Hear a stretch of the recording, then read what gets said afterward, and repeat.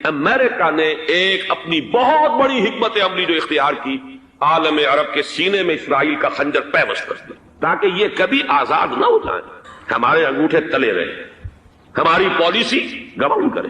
یہ استعمار کا دوسری جنگ عظیم کے بعد جہاں برطانوی استعمار، فرانسیسی استعمار رفتہ رفتہ یہ ہٹنے شروع ہوئے، صدر ناصر نے انگریزوں کو اٹھا کر پھینکا میڈیٹرینین میں اور دوسرے جگہوں سے، الجزائر نے آزادی حاصل کی فرانس سے، اطالویوں سے جو ہے لیبیا والوں نے آزادی حاصل کی، یہ ہو گیا، لیکن ایک خنجر پیوست کر دیا گیا اسرائیل کا سینہ عرب۔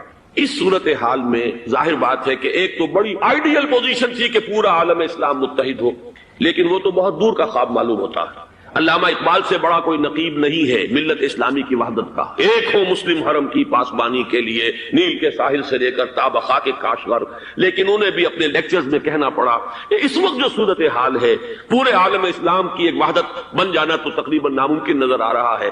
اگر کسی طرح ایک common wealth of Muslim nations وجود میں آ جائے تو بھی بڑی کامیابی ہوگی، لیکن اس سے بھی پہلے یہ تو زیادہ آسان تھا کہ عالم عرب ایک وحدت کی شکل اختیار کر لے۔ یہ تو ایک قوم ہے، اکثر و بیشتر ایک نسل یا زیادہ دو نسلیں کہتی ہیں، شمالی افریقہ میں بربر نسل بھی ہے، باقی تو سب عرب ہیں۔ یہ پورا عالم ایک نسل، ایک زبان، پورے اتنے رقبے کے اوپر بولے جانے والی ایک زبان، یہ تو ایک ہو جائے۔ افسوس یہ ہے کہ اس کا ایک ہو جانا، ایک شخصیت ابھری تھی جو مذہبی مزاج کی شخصیت تھی، جو دینی مزاج کی حامل شخصیت تھی، اگر اس کی قیادت میں عالم عرب متحد ہو جاتا تو واقعتاً ایک بہت بڑا جو ہے مرحلہ وہ طے ہو جاتا پوری عالمی ملت اسلامیہ کی ایک وحدت اختیار کرنے کا۔ وہ شخصیت تھی شاہ فیصل شہید کی، اور اس لفظ کے ساتھ ہی آپ کے ذہن میں آ گیا ہوگا کیوں انہیں شہید کر دیا گیا، کس نے کیا کرایا، کہاں سے تعلیم حاصل کر کے آیا تھا وہ جس نے شہید کیا شاہ فیصل شہید کو، اس کی گردن پر کون سوار تھی، وہ یہودی لڑکی کے جس کے فوٹو بھی شائع ہوئے، ایک گردن پر اٹھائے کھڑا ہوا شہزادہ اپنی ایک یہودی دوست کو، لڑکی کو، اور وہی ہے کہ جس نے جا کر پستول سے شہید کیا ہے۔ جہاں میں اچھی طرح جان لیجئے، جیسے بارہا میں نے عرض کیا ہے کہ حضرت عمر کو شہید کرنے والا کہنے کو ابو لولو فیروز تھا، لیکن اس کے پیچھے پورا ایرانی نسل پرستی کا جو پورا پس منظر ہے، اسے تو ہر شخص جس کی ذرا بھی نگاہ جو ہے جو صرف منظر کو نہ دیکھ رہی ہو، پس منظر کو بھی دیکھنے والی ہو، وہ تو جان لے گی کہ ابو لولو فیروز ایک فرد کا نام نہیں تھا، وہ ایران کا انتقام تھا عالم عرب سے۔ بالکل اسی طریقے سے یہ امریکی استعمار کا ہتھ کنڈا تھا، اسے محسوس ہوا۔ شاہ فیصل مذہبی مزاج کا شخص یہ ابھر رہا ہے، اور یہ شاہ فیصل کی حکمت عملی کا ذرا آپ اندازہ کیجئے۔ لاہور میں سمٹ کانفرنس ہوئی، اس میں وہ آئے، سب سے ٹاورنگ پرسنالٹی پورے اس وقت عالم اسلام کے اندر شاہ فیصل کی تھی، اور وہ گویا کہ ایک بہت ہی جس کو کہا جائے کہ ایک بہت ایلڈرلی، ایک بزرگانہ ایک شخصیت جو ہے، اور انہوں نے اپنے دولت کے دروازے، عرب میں وہ مشہور تھے کہ نہایت خسیس اور بخیل انسان ہے، اس لیے کہ وہاں وہ خرچ کرتے تھے حساب کتاب کے ساتھ، لیکن ان کے خزانے کھلے ہوئے تھے عالم اسلام کے لیے، ادھر بھی مدد ہے، ادھر بھی مدد ہے، ادھر بھی کام ہو رہا ہے، ادھر بھی کام ہو رہا ہے۔ پھر انہوں نے تیل کا ہتھیار استعمال کر کے ایک دفعہ امریکہ کو دن میں تارے دکھا دیے تھے، لہذا ان کا ہٹایا جانا سین سے یہ امریکی استعمار کے لیے لازم تھا۔ اب لے دے کر رہ گئے کون؟ سیکولر مزاج کے لوگ۔ پہلی اٹیمپٹ جمال عبد الناصر نے کی، ناکام ہو گیا۔ قذافی صاحب نے کوشش کی کہ وہ ان کی جانشینی حاصل کر لے، ناکام ہو گیا۔ اب ایک تیسری شخصیت صدام حسین کی، ملحد ہے، اسلام سے کوئی سروکار نہیں، باس کا فلسفہ، سیکولرزم پلس عرب نیشنلزم، یہ اصول ہے، لیکن یہ ہے کہ یہ شخصیت ابو ابھر کر ایسی آئی ہے کہ اس سے اس وقت یہ جان لیجئے، میں امریکہ میں بھی عربوں سے مل کر آیا ہوں، سعودی عرب میں بھی اب میں وہ دیکھ آیا ہوں، نوجوان نسل جو ہے عربوں کی، پورا جو دوسرے عرب ممالک ہیں جہاں پر کہ مذہب کا اتنا چرچا ہی نہیں ہے، پورا فلسطینی عرب، جارڈن کے عرب، شامی عرب عوام، وہ سب کے سب صدام کے پیچھے ہیں، اس لیے کہ انہیں نظر آ رہا ہے کہ ایک شخص پھر ایسا پیدا ہو کر سامنے آ گیا ہے جو شاید عالم عرب کو پھر یونائٹ کر دے، اور یہ ہے اصل وہ شے کہ جو امریکہ کے لیے کسی صورت میں قابل قبول نہیں۔ دولت کے یہ ذخائر، خلیج کی یہ دولت، سیال سونا اور اس کے ذخیرے، اور یہ کسی طریقے سے یہ امریکہ کے زیر اثر نہ رہے، یہ ہے وہ شے جو اسے برداشت نہیں ہے۔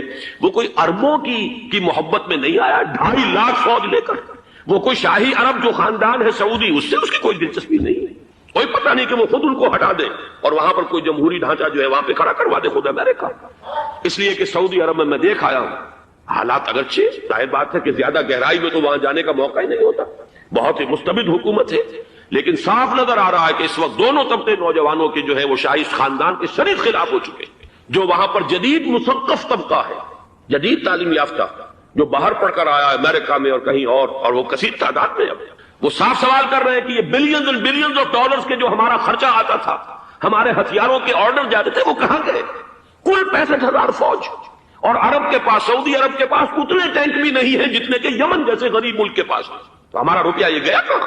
یہ ایک سوال ہے جو ہر شخص کے ذہن کے سامنے ہے. اب ہمیں اپنے معاملات کو خود سنبھالنا ہوگا.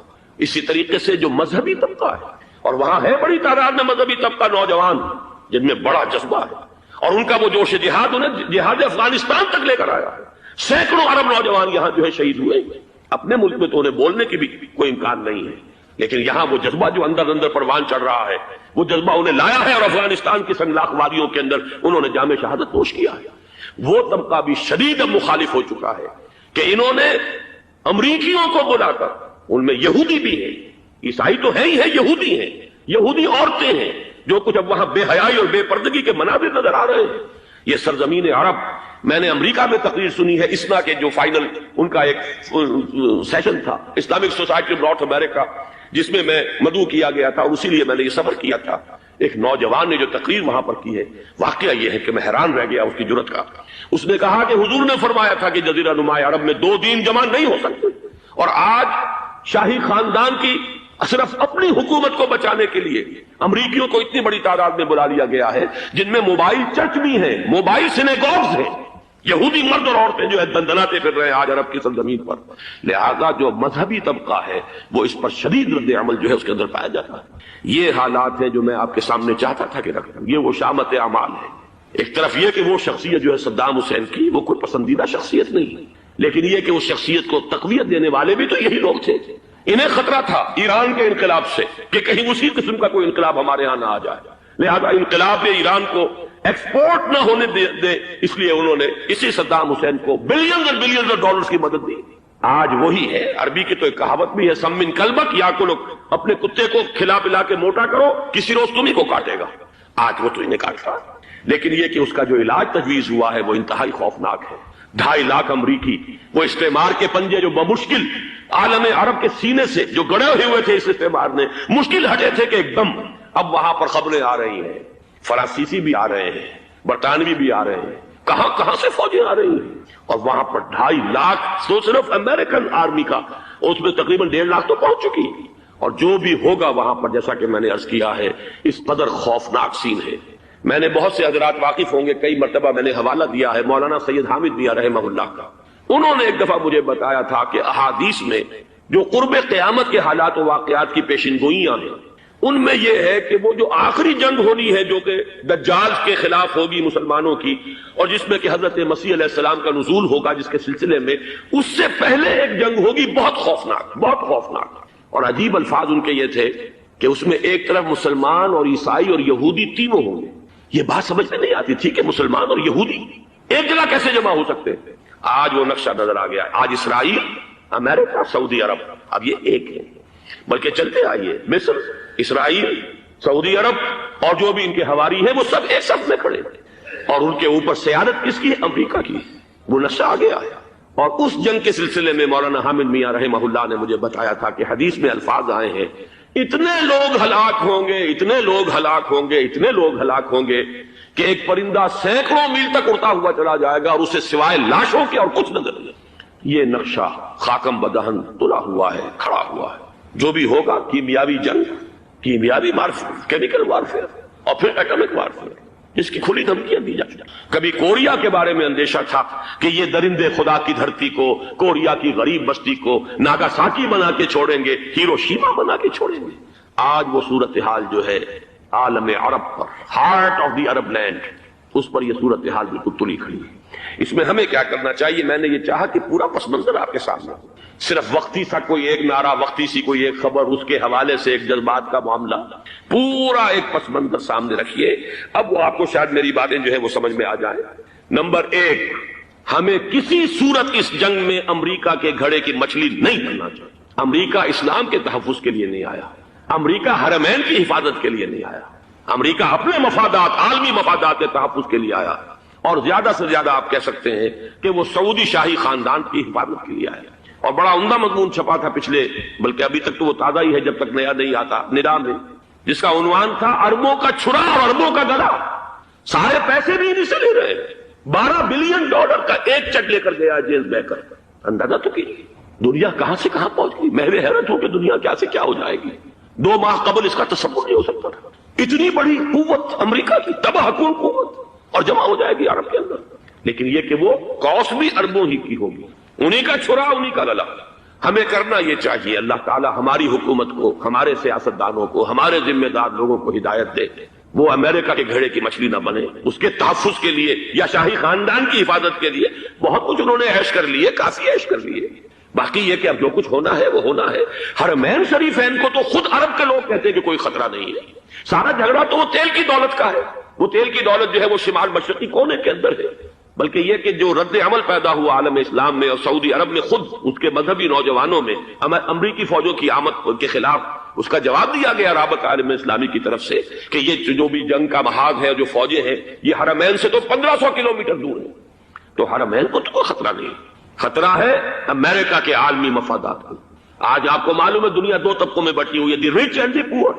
یہ جو اقوام ہیں، جو 6-7 قومیں شمار ہوتی ہیں دنیا کی دولت مند قومیں، ان کے لیے خطرہ ہے کہ یہ اگر ہم ان کا جو سب سے بڑا ذریعہ ہے اس کا صنعت کا، یہ تیل، اگر اس کو کچھ ہو گیا تو ان کی سب کی اکانومی جو ہے وہ دم دھڑام سے زمین پر آ جائے گا، وہ بھی برابر ہو کر آ جائیں گے دنیا کے دوسرے ملکوں کے۔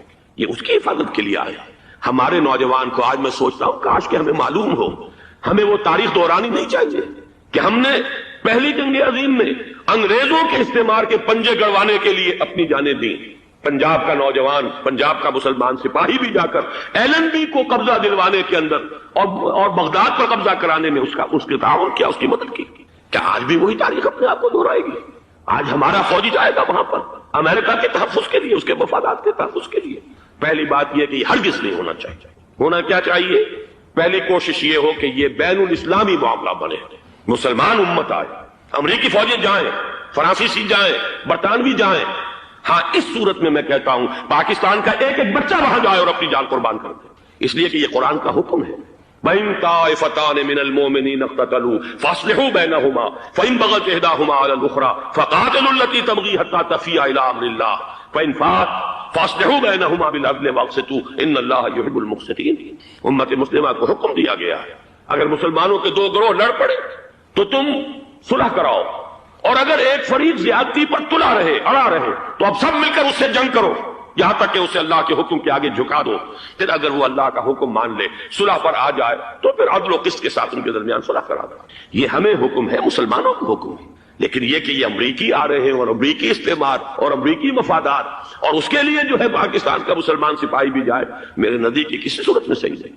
مطالبہ بھی ہو رہا ہے، آج ہی غالباً ایک انٹرویو آیا ہے، شاہ حسین کے بھائی جو ہیں حسن بن طلال، انہوں نے بھی یہی کہا ہے کہ اس کو مسلمانوں کو آپس میں اس معاملے کو طے کرنا چاہیے، اس قضیے کو، امریکی فوجوں کو یہاں سے فوراً واپس جانا چاہیے۔ اور یہی بات میں یقیناً تائید کروں گا، تحسین کروں گا، یہی موقف ایران کا ہے۔ ایران عراق کے خلاف جو UN کے سینکشنز ہیں، کہتا ہے ہم اس کی پابندی کریں گے، لیکن امریکہ کو یہاں سے نکلنا چاہیے۔ یہ مسلمانوں کا اپنا معاملہ ہے، وہ آپس میں طے کریں۔ پاکستان کو بھی یہی موقف اختیار کرنا چاہیے پوری قوت کے ساتھ ساتھ۔ اس میں کوئی بھی اگر کمزوری ہو رہی ہے تو در حقیقت یہ گویا کہ ہم امریکی استعمار کے ہاتھ میں اس کا آلہ کار بن کر، کھلونا بن کر استعمال ہو رہے ہیں، جو کہ ہمیں کسی صورت میں نہیں کرنا چاہیے۔ اگر یہ بھی ناکافی ہو تو دوسرا ایک اور مسئلے کا حل موجود ہے اس سے براڈر سطح پر، کہ غیر جانبدار ممالک اگر کوئی ہے ان کو بھی اس قضیے کے اندر شامل کیا جائے۔ ایک تحریک تھی کسی زمانے میں، کافی بڑی تھی، لیکن یہ کہ وہ بھی اگر اس کے اندر شامل ہو جائیں۔ لیکن امریکہ، رشیا، یہ تو ظاہر بات ہے سپر پاورز ہیں، ان کے مفادات ہیں، عالمی اور گلوبل مفادات ہیں، لہذا اول تو یہ ہونا چاہیے کہ بین الاسلامی معاملہ بنا کر، اس صورت میں جیسا کہ میں نے عرض کیا ہماری پوری فوج بھی جائے اللہ پر توکل کر کے۔ پاکستان کا محافظ اللہ ہوگا، اگر اللہ کے ایک حکم کے اوپر عمل کرتے ہوئے مسلمان یہاں سے جائیں اور جا کر وہاں پر جو ہے اپنی جانیں دینے کو تیار ہو جائیں۔ لیکن اگر یہ اس میں بھی کافی نہ ہو تو جو بھی غیر جانبدار ممالک ہیں ان کو بھی اس معاملے کے اندر شریک کیا جا سکتا ہے۔ بدرجہ آخر اگر پاکستانی فوج جائے، وہ صرف حرمین شریفین کے گرد و نواح میں ان کو ڈپلوائے کیا جانا چاہیے۔ اگر خدا نہ خواستہ وہاں پر کوئی آنچ آنے کی شکل پیدا ہو جائے تو اس کی اے ارض پاک تیری حرمت پہ کٹ مرے ہم، اس کے لیے مسلمانوں کو تیار رہنا چاہیے، اس لیے کہ بہرحال جہاں تک ارض پاک کی حرمت کا تعلق ہے وہ ہمارے ایمان کا جز ہے۔ باقی برطانوی مفادات، امریکی مفادات، صنعتی ممالک کے مفادات یا کسی شاہی خاندان کے مفادات، یہ شاہی خاندان یہ تو گرتی ہوئی دیواریں ہیں، جانا ہے آج نہیں تو کل، لیکن یہ کہ اصل معاملہ ہے امت کا، اصل معاملہ ہے امت مسلمہ کا، اصل معاملہ ہے حرمین شریفین کا، لہذا ان دونوں چیزوں کو لازماً گڈمڈ نہ کریں۔ آپ حضرات کے علم میں ہے کہ اس سے پہلے ایران کی طرف سے بار بار مطالبہ ہوا کہ حرمین کو بین الاسلامی کنٹرول میں دے دیا جائے اور سعودی عرب کا اس کے اوپر سے جو انتظامی عمل دخل ختم کر دیا جائے۔ میں نے کبھی تائید نہیں کی، اس لیے نہیں کی کہ میرا مشاہدہ ہے، میں گیا ہوں بارہا، سعودی عرب کی حکومت نے چاہے خود بھی بڑے بڑے محل بنائے ہیں لیکن حرمین کی خدمت کے اندر بھی کوئی کمی نہیں کی، اس پر انہوں نے اربوں ڈالر اس پر بھی خرچ کیا ہے، اس کے اوپر انہوں نے اس حج کے انتظامات پر پوری حکومت جو ہے وہ اپنے آپ کو لگائے رکھتی ہے، لہذا اس اعتبار سے کوئی کمی کی بات نہیں وہاں پر آئی کہ جس کے لیے ضرورت ہو کہ ان کا عمل دخل وہاں سے ختم کیا جائے، لیکن یہ صورتحال اب جو پیدا ہو گئی ہے یہ بالکل مختلف ہے، اسے اس کے کانٹیکسٹ کے اندر دیکھا جانا چاہیے، اور اسی کے حوالے سے میں نے چند رائے آپ کے سامنے رکھی۔ اب آئیے پاکستان کی طرف جو ہمارا اصل مسئلہ ہے، اس کے تو ہم سب سے بڑے ذمہ دار ہیں، اس کی بھلائی ہے تو، برائی ہے تو، اس میں خیر آتا ہے تو وہ بھی ہماری کوشش اس کے لیے ضروری ہے، اور کوئی شر پیدا ہوتا ہے تو اس کی ذمہ داری بھی ہم پر آئے گی، اس کے ضمن میں چند باتیں عرض کر رہا ہوں۔ شدید ترین خطرہ ہے، جیسا کہ میں عرض کر چکا ہوں، کہ بھارت حملہ کرے گا۔ مجھے تو تقریباً یہ رائٹنگ آن دی وال کے مانند ایک فیصلہ نظر آ رہا ہے، بلکہ آج میں کسی سے کہہ رہا تھا کہ اگر اب نہیں تو پھر کبھی بھارت حملہ نہیں کر سکتا۔ اس کے لیے سچویشن بالکل رائٹ ہے، 2 مرتبہ ایکسرسائز کر چکا ہے وہ، خاص ٹارگٹ بنا کر حیدرآباد کو، اور اس کے پیش نظر ہے سندھ میں جو بھی خلفشار ہے اسے اس کے علم میں ہے، جو بھی تصادم ہے۔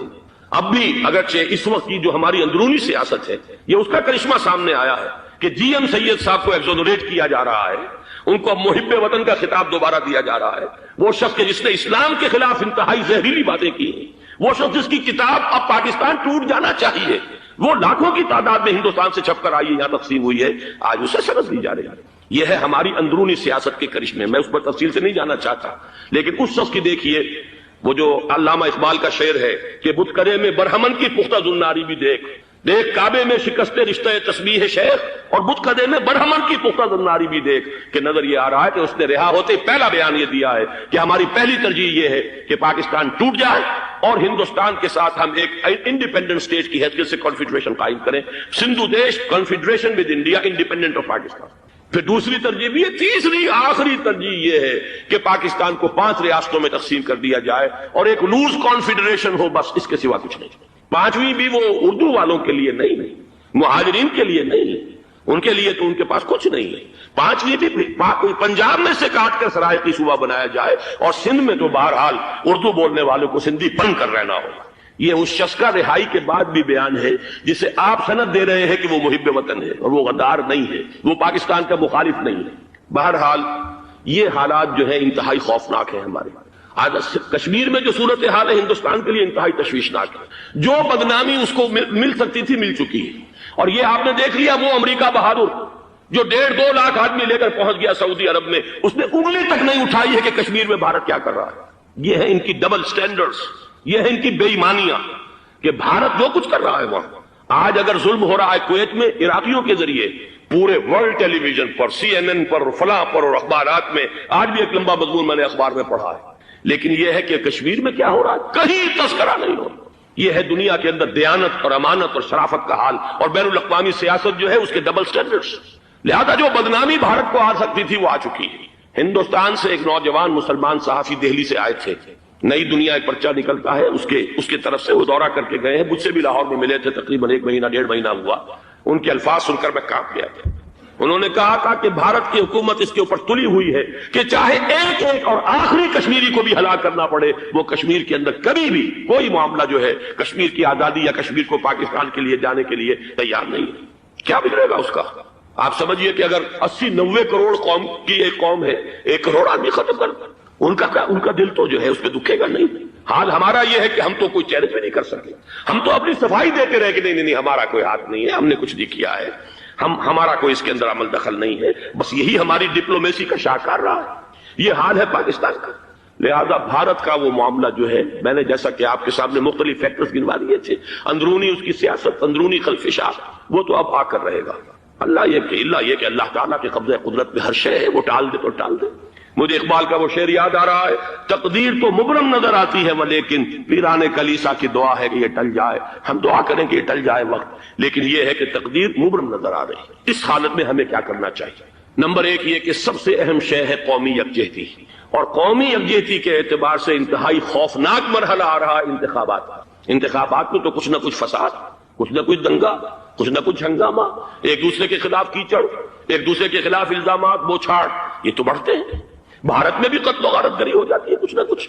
لہذا یہاں پر بھی پیر پگاڑا صاحب جو ہمیشہ سے کہتے چلے آ رہے ہیں فیملی پلاننگ فیملی پلاننگ، آج پھر ان کا جملہ آ گیا ہے کہ شاید اس انتخابات میں فیملی پلاننگ کے ذریعے سے کوئی بہت بڑا کام ہو جائے۔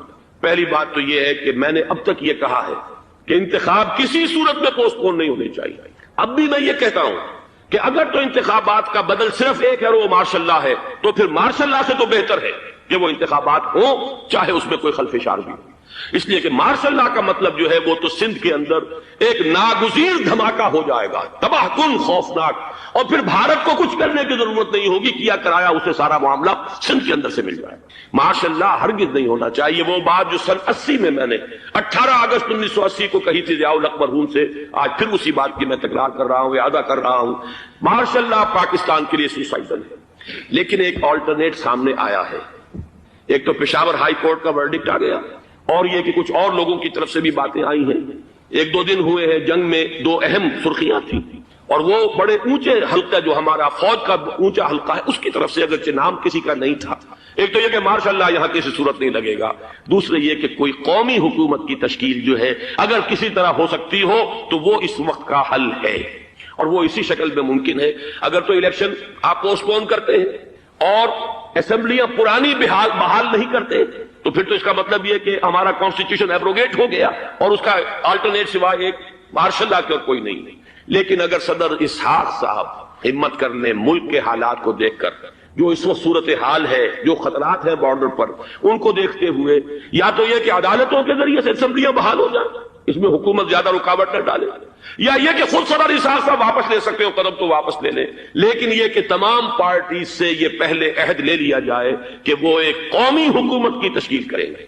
یہ وہ بات ہے، آپ کو یاد ہوگا مرزا اسلم بیگ صاحب، انہوں نے بالکل شروع میں سن 88 کے الیکشن کے بعد کہا تھا کہ نیشنل گورنمنٹ فارم کی جانی چاہیے۔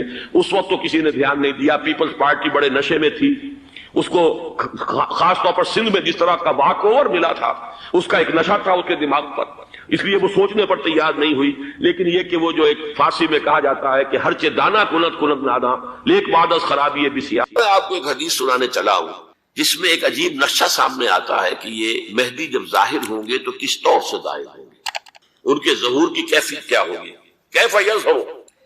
یہ روایت ہے حضرت ام سلمہ سے رضی اللہ تعالی عنہا، حضور کی زوجہ محترمہ ہے، فرماتی ہیں ام سلمہ عن النبی صلی اللہ علیہ وسلم قال یکون اختلاف عند موت خلیفۃ، موت خلیفۃ، حضور نے فرمایا ایک خلیفہ کی موت پر اختلاف واقع ہو جائے گا، خانہ جنگی ہو جائے گی، فیخرج رجل من اہل المدینہ حاربا الی مکہ، پھر مدینے کے لوگوں میں سے ایک شخص نکلے گا، بھاگے گا اور جا کر پناہ لے گا اور چھپ جائے گا مکے میں، فیاتیہ ناس من اہل مکہ، پھر اس کے پاس آئیں گے اہل مکہ، مکہ کے لوگ، فیخرجونہ، اور اسے نکالیں گے، جہاں وہ چھپے ہوئے ہوں گے وہاں سے نکالیں گے، وہو کارہ، اور وہ بالکل اس کو پسند نہیں کر رہے ہوں گے، نہ وہ خواہش مند ہوں گے کہ ان کے ہاتھ پر بیعت کی جائے، نہ وہ یہ چاہیں گے کہ وہ میدان میں آئیں اور ان کو جو ہے اپنا لیڈر مانا جائے، وہو کارہ فیبایعونہ بین الرکن والمقام، لیکن لوگ جو ہے پھر اصرار کے ساتھ ان کے ہاتھ پر بیعت کریں گے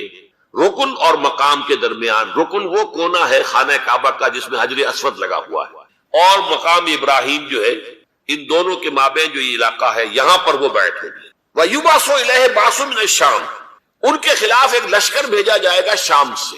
نہیں کہا جا سکتا کہ باسی حکومت اس وقت کی جو ہے اس کی طرف سے کوئی مسئلہ اس طرح کا اٹھ کھڑا ہو، اس لیے کہ ابھی تو بہرحال باسی حکومت وہاں ہے۔ فَيُخْصَفُ بِهِمْ بِالْبَيْضَاءِ بَيْنَ مَكَّةَ وَالْمَدِينَةِ، لیکن اللہ تعالیٰ اس لشکر کو مکے اور مدینے کے درمیان وادی بیضاء میں دھسا دے گا، زمین کے اندر پورے کے پورے لشکر کا۔ فَإِذَا رَأَى النَّاسُ ذَلِكَ، جب لوگ یہ دیکھیں گے کہ اتنی بڑی نشانی ظاہر ہو گئی، أَتَاهُ أَبْدَالُ الشَّامِ وَعَصَائِبٌ من العراق فَيُبَايِعُونَهُ، اب شام سے سارے کے سارے جو اولیاء اللہ ہیں وہ بھی آئیں گے، اور عراق سے جوق در جوق لوگ آئیں گے اور ان سے بیعت کریں گے۔ وَيَعْمَلُ فِي النَّاسِ بِسُنَّةِ نَبِيِّهِمْ، پھر وہ عمل کریں گے لوگوں کے مابین، حکومت کریں گے اپنے نبی کی سنت کے مطابق۔ وَيُلْقِي الْإِسْلَامُ بِجَرَانِهِ، اور اسلام اپنی گردن زمین پر ٹکا دے گا۔ وَالْأَرْضَ فِي الْأَرْضِ، زمین میں۔ فَيَلْبَسُ 7 سنین، پھر وہ 7 برس تک حکمران رہیں گے۔ ثُمَّ يُتَوَفَّى، پھر ان کا انتقال ہوگا۔ وَيُصَلِّي عَلَيْهِ الْمُسْلِمُونَ، اور مسلمان ان پر نماز پڑھیں گے۔ یہ جو میں نے آپ کے سامنے نقشہ کھینچا ہے، اس سے اب میں ایک نتیجہ نکالتا ہوں، اسے بھی میرا گمان کہیے، اختلاف بھی کر سکتے ہیں آپ، اگر اس کو وزنی سمجھے قبول بھی کر سکتے ہیں۔ وہ یہ ہے کہ میرے نزدیک ان کے ظہور کا وقت قریب ہے، اور اس کی تھوڑی سی بات میں مجھے معلوم ہوا کہ جین ڈکسن غالباً نام ہے امریکن اس کا، جس نے یہ پیشن کوئی خبر دی تھی کہ 1962 میں عالم عرب میں ایک بچہ پیدا ہوا ہے کہ جو وہاں کا نقشہ بدل کر رکھتے ہیں۔ یہ جین ڈکسن کی غالباً پیشن گوئی۔ بہرحال مجھے اس کی پیشن گوئی سے کوئی دلچسپی نہیں ہے، میں تو جو احوال دیکھ رہا ہوں، یعنی اسرائیل کا قائم ہو جانا، اور اس کے بعد اب یروشلم کا مسلمانوں کے ہاتھوں سے نکل جانا، اور اب گویا کہ وہ الملحمۃ العظمیٰ جو ہے تلی کھڑی ہے، کسی بھی وقت جو ہے یہ جو ہے وہ لاوا پھٹ سکتا ہے، آتش فشاں پھٹ سکتا ہے۔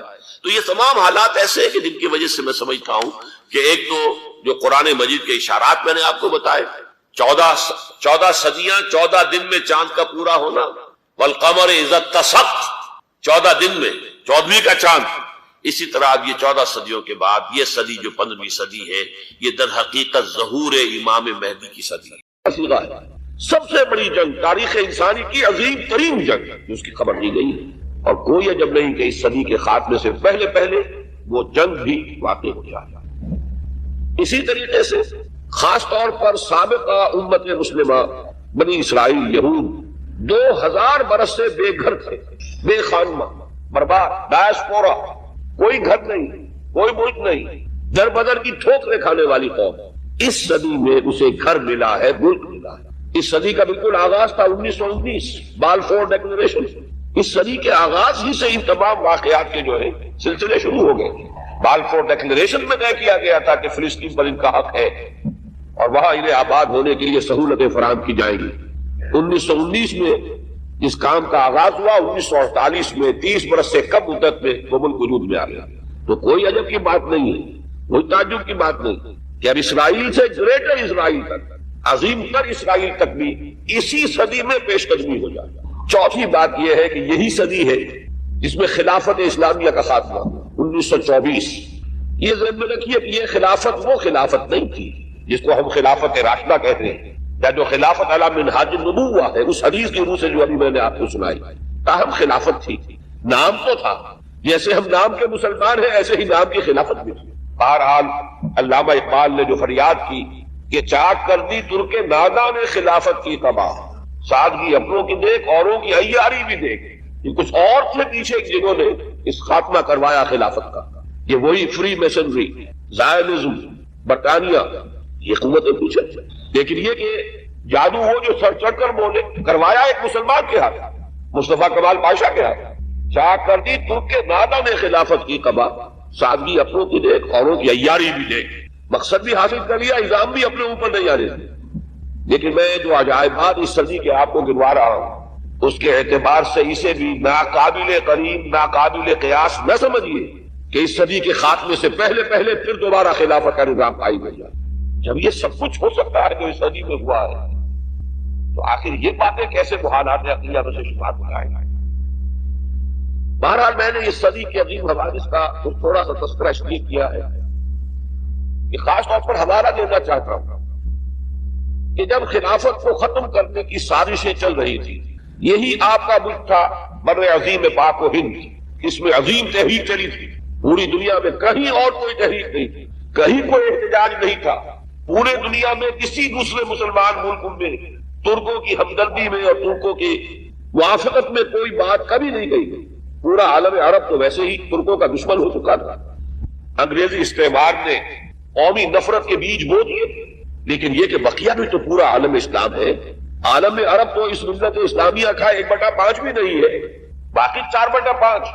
اس پہ نوٹ کر لیجیے صرف یہ بر عظیم پاک و ہند ہے کہ جس میں تحریک چلی، تحریک خلافت، اور کس شد و مت سے چلی، کس زور شور سے چلی کہ ہندوؤں کو اس میں شریک ہونا پڑا، گاندھی کو اس میں شریک ہونا پڑا. اس لیے کہ بہرحال ایک ذہین آدمی تھا، سمجھدار آدمی تھا، حالات کے نبض پر اس کا ہاتھ تھا. وہ جانتا تھا کہ اگر اس وقت ہم نے مسلمانوں کا ساتھ اس تحریک میں نہ دیا تو پھر کسی بھی تحریک میں ہم ان کا تعاون حاصل نہیں کر سکے. کہاں گاندھی، کہاں خلافت. لیکن آپ اندازہ کیجئے کہ یہ تحریک، یہ بھی در حقیقت مظہر ہے اسی کا کہ وہ تحریک اتنے شد و بد اور زور شور سے اٹھی تھی کہ گاندھی کو اس میں شمولیت اختیار کرنی پڑی اسی بر عظیم پاک و ہند میں. اور اب اللہ کا نام لے کر ہم نے اسی ملک میں سے جو بھی ٹکڑا ہمیں ملا ہے پاکستان کے نام سے، اب اس میں تحریک خلافت کا آغاز کیا. آغاز تو ہمیشہ حقیر ہوتا ہے، چھوٹا ہوتا ہے، لیکن کوئی تعجب کی بات نہیں. آخر بڑے بڑے کناور درخت بھی شروع میں چھوٹے سے نازک پودے کی شکل میں ہوتے ہیں. اللہ تعالیٰ کی قدرت سے بعید نہیں کہ یہ تحریک خلافت کا یہ پودا جو ہے کناور درخت کی شکل اختیار کرتا. ایک خاص مناسبت جو ہمارے خطبات خلافت کو قائم ہوئی ہے کہ اس صدی کے آغاز میں تحریک خلافت چلی تو اس کے زعماء پر مقدمہ بغاوت اس ہال میں چلایا گیا. یہ اس خالد زینا ہال کی تاریخی حیثیت ہے. یہی حال تھا جس میں مولانا محمد علی جوہر کھڑے ہوئے تھے مجرموں کے کٹہرے میں، اور ان کے ساتھ اور بھی کتنے ہی زعماء ملت تھے کہ جو شریک تھے، اور ایک انگریز جج بیٹھا ہوا ان کے خلاف سماعت کر رہا تھا مقدمہ بغاوت. 1921 کی بات ہے نا، 62 برس گزرے ہیں. لیکن یہ کہ جیسا کہ میں نے عرض کیا اگر اس وقت وہ عظیم تحریک چلی تو کوئی عجب نہیں کہ اللہ تعالیٰ کے فضل و کرم سے اب یہ تحریک بھی وقت تو درکار ہوگا، لیکن اللہ کے فضل و کرم سے یہ مومنٹم پکڑے، اس میں قوت پیدا ہو.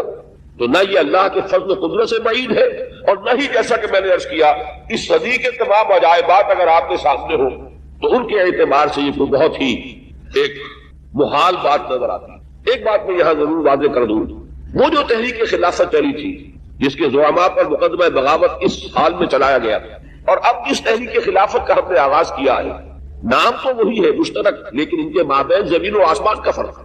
وہ تحریک صرف ایک احتجاجی تحریک تھی کہ خلافت کے نام سے مسلمانوں کی وحدت ملی کا جو ایک نشان ہے، جو ایک علامت ہے، اسے ختم نہ کیا جائے. حالانکہ پوری دنیا جانتی تھی، ہر شخص جانتا تھا، بچہ جانتا تھا یہ خلافت وہ خلافت نہیں ہے. یہ وہ خلافت تو نہیں جو عمر فاروق کی خلافت تھی رضی اللہ تعالی عنہ، یا ابو بکر کی خلافت تھی رضی اللہ تعالی عنہ، یا عثمان غنی کی خلافت تھی رضی اللہ تعالی عنہ، یا حضرت علی مرتضیٰ کی خلافت تھی رضی اللہ تعالی عنہ. یہ وہ خلافت تو نہیں، لیکن پھر بھی وحدت ملی کا ایک نشان، ایک علامت. اب میں آپ کو ایک بات بتا دینا چاہتا ہوں کہ جیسے ہمارے ایک محاورہ ہے کہ ہاتھی مرا ہوا بھی 1.25 لاکھ کا ہے. وہ خلافت اگرچہ اپنی حقیقت کھو چکی تھی، پھر بھی اس میں جو طاقت تھی، آخر کوئی شے تھی کہ جس کی وجہ سے اسلام کے دشمن یہ چاہتے تھے کہ اس کو ختم کر دیا جائے. اس کے ضمن میں ایک واقعہ بھی ہے کہ حضرت شیخ الہند مولانا محمود حسن رحمہ اللہ یہ جب مالٹا میں اسیر تھے، نظر بند تھے، تو وہاں جو انگریز کمانڈانٹ تھا اس کیمپ کا جس میں کہ وہ نظر بند تھے، اس کو کچھ انس ہو گیا حضرت شیخ الہند سے. بہرحال ہر شخص اندازہ کر لیتا ہے کہ یہ کوئی عام مجرم نہیں ہے، اس کی شخصیت ہے، روحانیت جو ہے نا تو انسان کے وجود سے شعاعوں کی صورت میں پھوٹتی گئی. گرمیدہ ہو گیا اور کافی بے تکلفی تھی آپس میں. تو حضرت شیخ نے ایک روز اس سے پوچھا کہ یہ آپ لوگ ہماری خلافت کے کیوں درپے ہو گئے؟ اب آپ نوٹ کیجئے خلافت کی تنسیخ 1924 میں ہو رہی ہے، 1920 میں حضرت شیخ الہند رہا ہو کر واپس آ چکے ہیں ہندوستان. معلوم ہوا کہ یہ گفتگو اگر ہوگی تو سن 17، 18، 19 کی ہوگی، لیکن معلوم